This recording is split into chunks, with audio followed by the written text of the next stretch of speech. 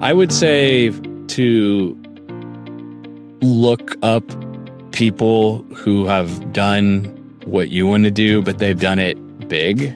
And don't just look in the obvious places like a Forbes list or something. Look in the more unusual places. There's a lot of folks out there who don't care about being on those kind of lists.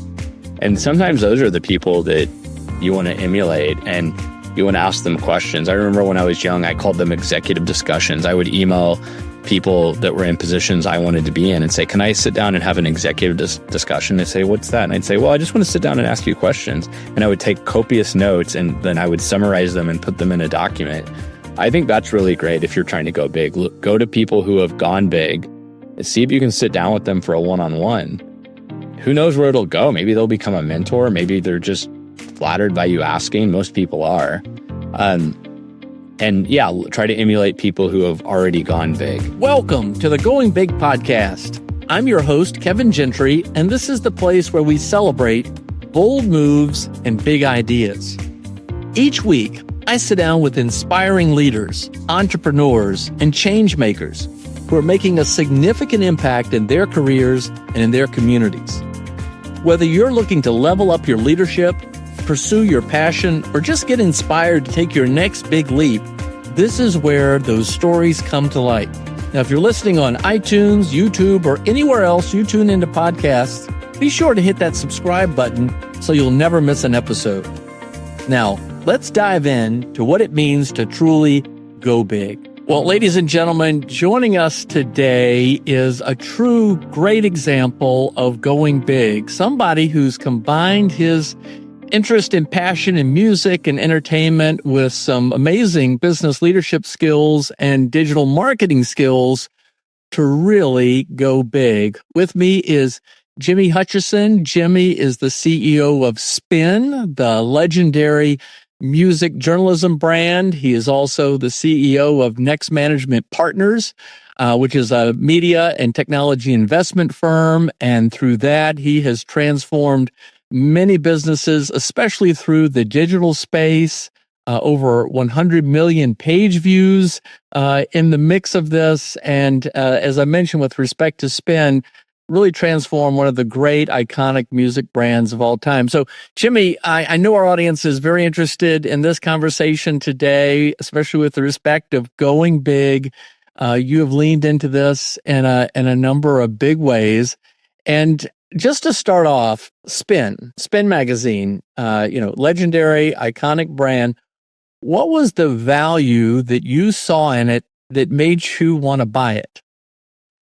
Yeah, thanks, Kevin. Thanks for having me. I mean, what motivated me to buy Spin is that at the time it was owned by Billboard, and I saw that it had some unlocked potential. I saw something that I could help rejuvenate and reinvigorate. And I had grown up reading Spin like a lot of people had. And if you know this world of music journalism, there's Rolling Stone and there's Spin. And Spin has always been, I think, a little less political, a little more about the music. So I just loved the brand and I knew the potential of the brand. And that's what I really wanted. I was up for the challenge. I knew some of the executives at Billboard and just I thought, I could really, I could acquire this from them and really turn it into something. So. Well, this is great. And so this gives us a lot to talk about, but let's dial it back just a little bit. Who is Jimmy Hutcheson? I know that you are from the Midwest. You're from Springfield, Missouri, from America's heartland. How did somebody from Springfield, Missouri end up in Los Angeles in the media and entertainment business? Yeah, it's been a wild journey. I mean, I moved from Missouri to Malibu when I was in college. I went to Pepperdine. So what took me out to LA was going to Pepperdine in Malibu, suburb of LA, and graduated from Pepperdine and had just built a really good network at the school. I had met really interesting investors and other families there. I had been mentored by a legendary TV executive named Don Ohlmeyer, who had been the president of NBC and created Monday Night Football. And I was a concert promoter at Pepperdine. I put on concerts for Third Eye Blind, Dashboard Confessional, My family had come from a very different business. They had been in manufacturing for generations and also real estate. So I kind of went the 180-degree opposite route into media and entertainment. And then over the course of about 20 years, I just became a subject matter expert in media throughout all my acquisitions I've done, working in media businesses, selling a business in 2015 to the Maker Studios co-founders, which was a large YouTube multi-channel network, to the founders' new company. So yeah, really what took me out there to California was college, but I stayed and met my wife in California. So. Well, Pepperdine is an amazing place there on the cliffs up above Malibu. But when you were there, what kind of other exposure, do I recall correctly, you were introduced to working with KISS, also MTV? I mean, you've already touched on mentors. Mentors always comes up in these going big conversations, so we'll dig into that a little bit more. But what were some of the experiences that pulled you in even further? Yeah, I think that's a great question. What pulled me in even further is that I landed an internship at MTV, and later on I ended up working there full time. And then eventually I landed an internship with the manager of KISS, Doc McGee. And at the time he was also managing Blues Traveler, Hootie and the Blowfish, and a bunch of other bands. I think KISS was probably the most interesting. And I have no idea what KISS has to do with Hootie and the Blowfish, but those were two of the clients. Complete opposite types of bands. But yeah, I think that I just, anytime when I was in college, if I ever saw an opportunity, I would just take it. I had a friend who knew someone at MTV. They needed an intern. I'm like, I'm in. And I just would drive to MTV every day in Santa Monica, and I would just network. Then the KISS opportunity came up. Same thing. So yeah, I try, especially early in my career, I wouldn't say no to anything. I think a lot of going big and having success is when you're young, you say yes to opportunities and you do what I call hang around the hoop, and you are in the right, I hate to sound cheesy, but yeah, you end up being in the right place at the right time by putting yourself out there and showing up. No, well said. Again, this comes up a lot in these conversations. Doug DeVos, a couple episodes ago, was just said, you can't win the race if you don't get in the race, and it may look daunting or like you just don't have a chance, but you don't have a chance unless you enter. So that's a great attitude. So if I understand correctly, so you had this love for music, which attracted you to these opportunities, but you're also willing to grab these opportunities. But my understanding is that in the process, you saw opportunity on the business side about taking some of these great brands and really transforming them in terms of embracing new opportunities for innovation, new technologies, new media opportunities, the digital space. Tell us a little bit about that. Yeah, pretty much the thesis has been, there's a lot of really great media brands that are tried, trusted, true brands that have authority in their niche.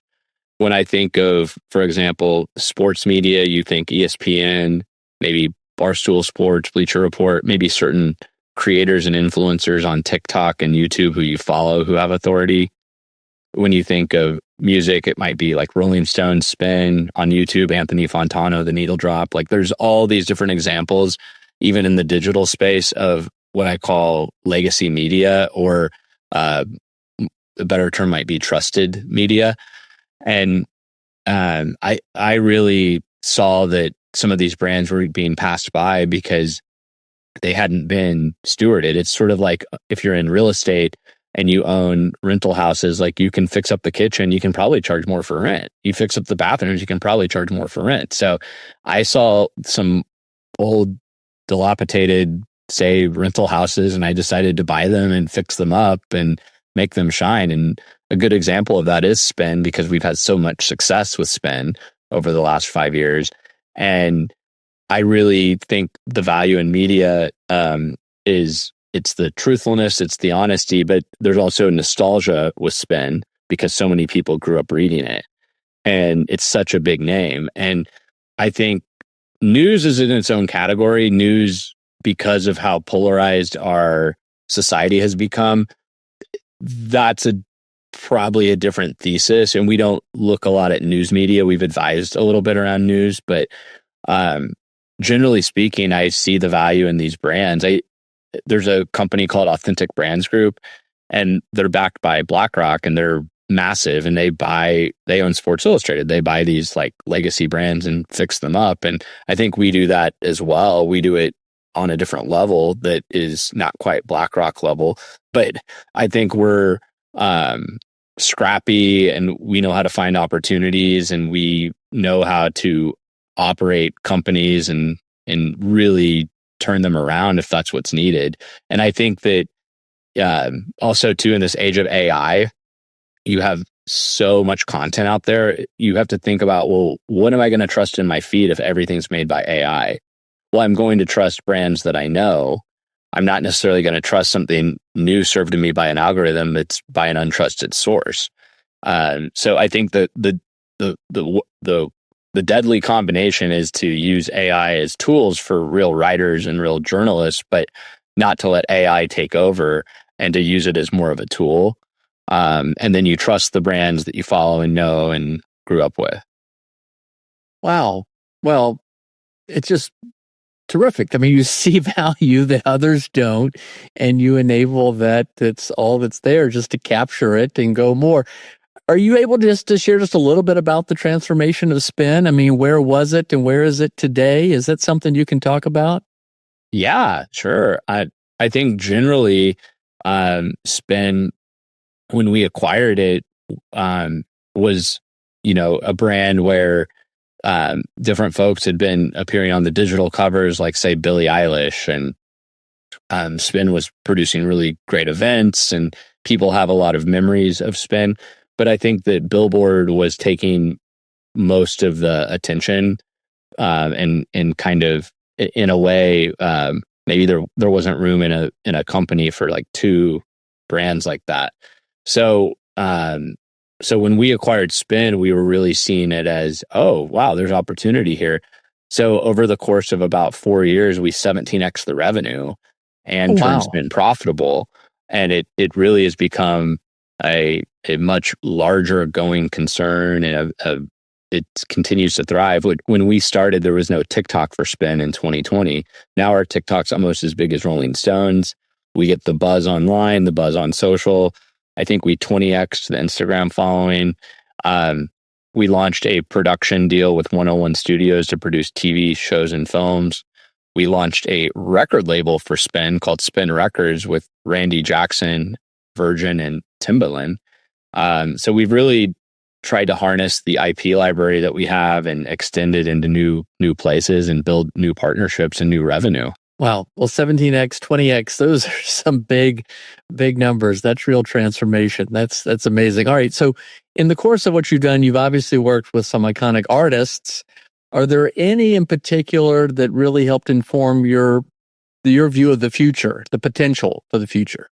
Yeah. I think over the years, Spin, before I got here, had discovered Nirvana. Spin put Nirvana on their very first magazine cover, and we brought the founder of Spin back 5 years ago. He works at Spin full time again.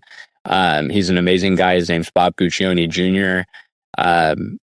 I think he's probably one of the most prolific journalists out there, especially in music and culture. I also think the artists that we've worked with, we were the first to write about Olivia Rodrigo at Spin, so we helped put her on the map.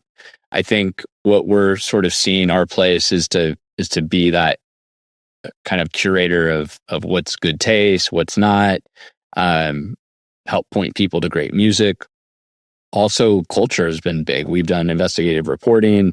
We do all kinds of unique stories. If you remember Spin from back in the day, the column about AIDS. We also did an investigation into Live Aid back in the day before I got the Spin. So I think Spin's always played a big role in culture. And the artists that we write about, we like to try to find them before no one knows about them. Once we know who they are, our fans want to learn more about them through the lens of Spin. Like, we made a choice, I remember in the early days of Machine Gun Kelly switching from hip hop to rock, we profiled him and he was dating Megan Fox, and we brought him into a photo shoot and he brought Megan Fox with him. And I'm like going home, like, Mom, I told my wife, I'm like, guess who I met at work today? Megan Fox. Like, you don't get to say that in every job. So yeah, I think that we're there with these artists when they're, in the case of Machine Gun Kelly, changing genres. That wasn't necessarily an artist that everyone thought, oh, you'd put him in spin, but he had a story. And we ended up working with him on a nonprofit type initiative later. And I think there's also been artists, too, that we've covered forever, like Pearl Jam. I remember going to backstage at a Pearl Jam concert and watching them from the side of the stage and getting to fist bump with Eddie Vedder and just felt like I was on cloud nine. I mean, there's those moments where you get to meet your heroes and, it's hard to call this a job sometimes. I love what I do. And the whole idea for me was always about, how do you 100x spin? How do you go as big as possible? And a lot of that's by working with really big artists. Like, that brand rub is important. And the artists want to work with Spin. They call us and pitch us to be on the covers of Spin. They want to see themselves on the Spin Instagram. They want to see themselves in print. So, yeah. That's outstanding. Wow. Well, okay. So musical tastes are constantly changing. So you have these names, these iconic brands that we recognize, but for younger audiences with these changing, how do you balance all of that? Yeah. I mean, it is a delicate balance. There's legacy artists that you create a lot of nostalgia around, and there's newer artists, which we discover on TikTok alongside all the fans, and we just offer a point of view like Chappell Rowan or others. And I think what people come to Spin for, even with the younger artists, it's the take, like, oh, what does Spin have to say about Chappell Rowan? And the founder of Spin has had takes on her, and some haven't probably been as popular as others in terms of our viewpoint of certain artists, but I think the new generation, Gen Z, is coming to Spin and consuming the content on TikTok and Instagram. And we're kind of known for like certain genres of music. We're known, like, we were pretty early on a bunch of different DJs. I mean, Spin back in the day was the first to put Tracy Chapman on a magazine cover, I think. I mean, back in the 80s, you didn't put a Black woman on a magazine cover. I remember the founder of Spin telling me he got a call from Russell Simmons saying, I wanted to meet the white boy who's putting all the brothers on the cover, because Bob had put Run DMC on a cover, Public Enemy on a cover. Nobody was putting these artists on magazine covers. And keep in mind, this is like 1985, way before Instagram. So that at the time was a big deal. And that's probably what's changed too, is I think Gen Z isn't used to scarcity. If you think about a magazine, like with Spin, we print one per quarter, and then we update the website 20 times a day plus online. But scarcity, I think, means something to people when, like, you only have one a quarter, like you have to pick the best one. And it's like, you got to like make it through the chopping block, and then you're chosen to be on the cover of Spin. So I think that's another thing that's different with Gen Z. They're just fed so much content. And I think we're trying to consider ourselves to be more like premium, where we're like, okay, there's kind of a gate around this. What's the best content? Instead of all the content, let's just show you the best content. And that's kind of, I think, what Gen Z appreciates a little bit too. All right, so let's switch gears to another go big category, and that's philanthropy. I know, Jimmy, that you have a real heart for others. You have a deep belief in people. You've been involved with the group, the Phoenix. Tell us a little bit about that. Yeah, basically, I think the Phoenix, when the Phoenix was working with Stand Together and had been talking about a new marketing initiative called 1 Million Strong. So right away, we knew in the music industry that addiction's a big problem. So we met with the founder of the Phoenix, Scott Strode, and some of the staff at Stand Together, and realized there were some real natural ways we could promote the Phoenix to artists as well as to the public. And we thought, well, hey, if artists know about this, that will help get to our goal of 1 million people into sobriety. So more specifically, what we did is we came up with a concept. We produced an event with the Phoenix at the Rock and Roll Hall of Fame at Machine Gun Kelly's coffee shop called the 27 Club.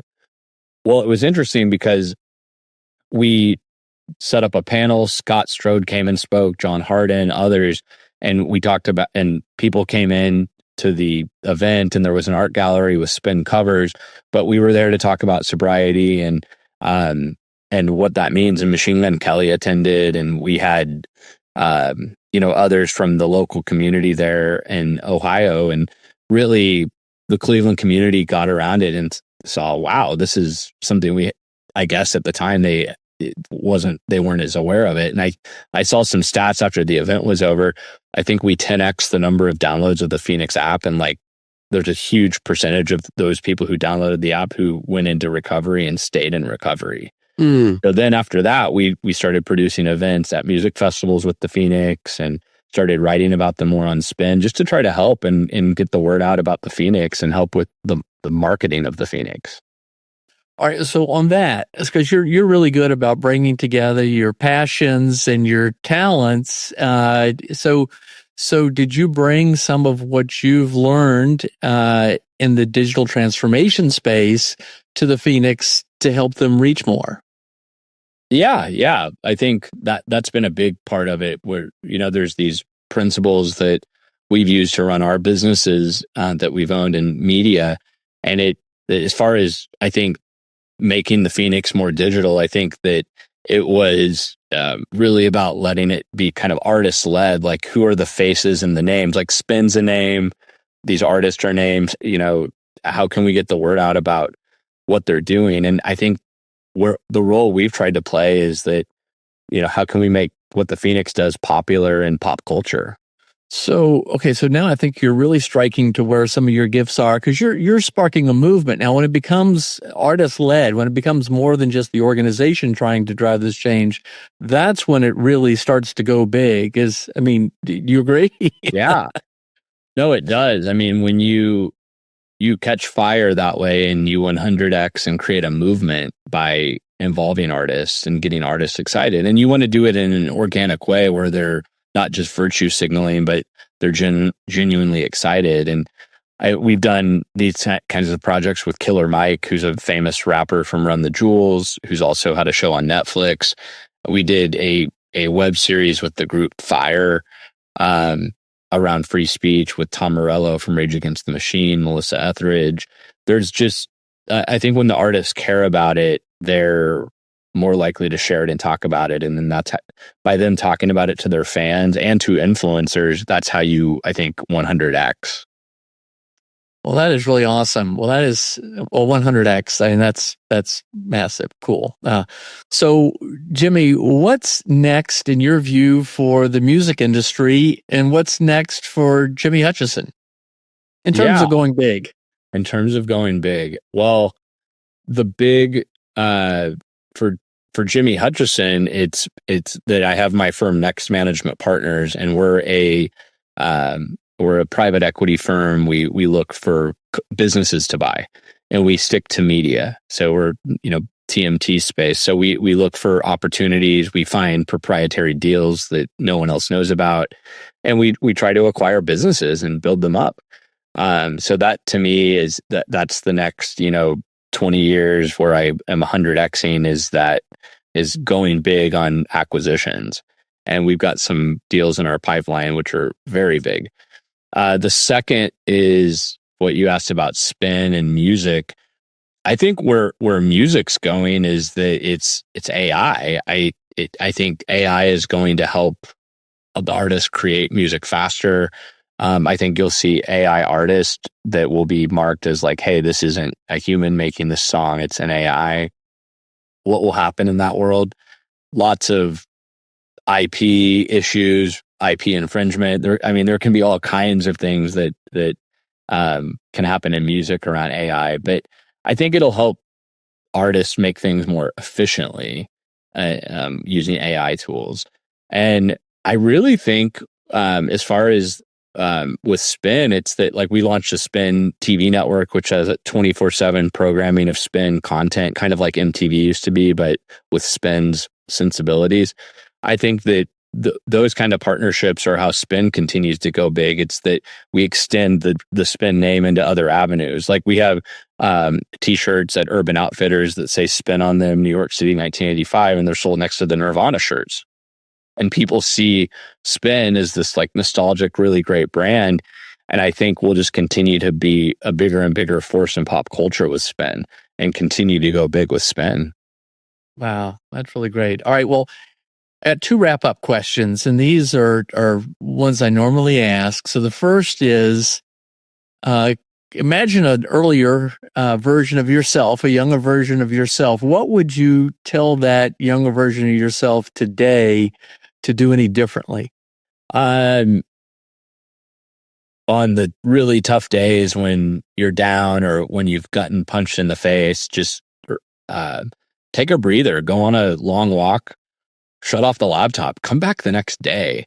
I mean, this happened to me yesterday. I had a really bad day due to some circumstances, and I literally stopped emailing people. I'm like, and this is like middle of the day. I'm like, I'm done. I need to hit the stop button, pause, and come back tomorrow and reopen the laptop and start working it. That's what I did. I just had to stop. So I would tell myself to not let those really rough days ruin everything. Don't try to just, power through, but pause and take a moment to breathe. I guess the second would be to just put mentors around myself. When that's what I tell my younger self, and listen to others for wisdom and have wise counsel. That's, I think, always important. Well, thanks for sharing that. I realize sometimes when I focus so much on the going big, the audience may think, well, everything is perfect. There's no setbacks. There's no challenges. All these people just accomplish these big things. So thanks for sharing that point of vulnerability even from yesterday. And thanks for sticking with being on the interview today. So Here's the last question, Jimmy. Just what advice would you give to anyone listening anywhere in the world based on what you've done about how to think about going big? I would say to look up people who have done what you want to do, but they've done it big. And don't just look in the obvious places like a Forbes list or something. Look in the more unusual places. There's a lot of folks out there who don't care about being on those kind of lists. And sometimes those are the people that you want to emulate and you want to ask them questions. I remember when I was young, I called them executive discussions. I would email people that were in positions I wanted to be in and say, can I sit down and have an executive discussion? They say, what's that? And I'd say, well, I just want to sit down and ask you questions. And I would take copious notes and then I would summarize them and put them in a document. I think that's really great if you're trying to go big. Go to people who have gone big and see if you can sit down with them for a one-on-one. Who knows where it'll go? Maybe they'll become a mentor. Maybe they're just flattered by you asking. Most people are. Try to emulate people who have already gone big. And then also just know not everything that you want to find is on the internet. I think the younger generation, there are things that aren't there that are what I call like proprietary. Sometimes you got to go to a conference, you got to go meet people, you got to talk to people face to face. We're starting to lose, I think, in this age of Zoom, that human element. And you need to have FaceTime with people. You need to shake hands and kiss babies, I guess, in person. And you need to be out there. You can't just be behind a laptop doing 10 Zooms a day. It works to an extent, I think, when you get later in your career, but you've got to keep your network up to date and you've got to be out there talking to people. And I think that's really how you go big. It's relationships, it's soft skills, it's hard skills.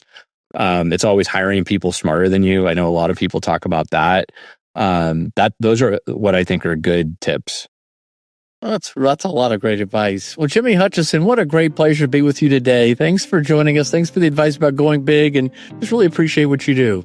Thanks, Kevin. I appreciate being on. Thank you for having me, and thanks for all you do too. All right. We'll see you again soon. Thanks, Jimmy. Thanks. Thanks for tuning in to the Going Big podcast. I hope today's conversation left you feeling energized and ready to tackle your biggest goals. Don't forget to subscribe and leave us a review on iTunes, YouTube, or wherever you listen to podcasts. It really helps spread the word, and it gets these inspiring stories out to more people. You can also find more content, resources, and updates at our website, goingbigpodcast.com. Remember, the only limits are the ones you don't challenge, the limits that you impose on yourself. Keep pushing, keep growing, and above all, keep going big. See you next time on the Going Big Podcast.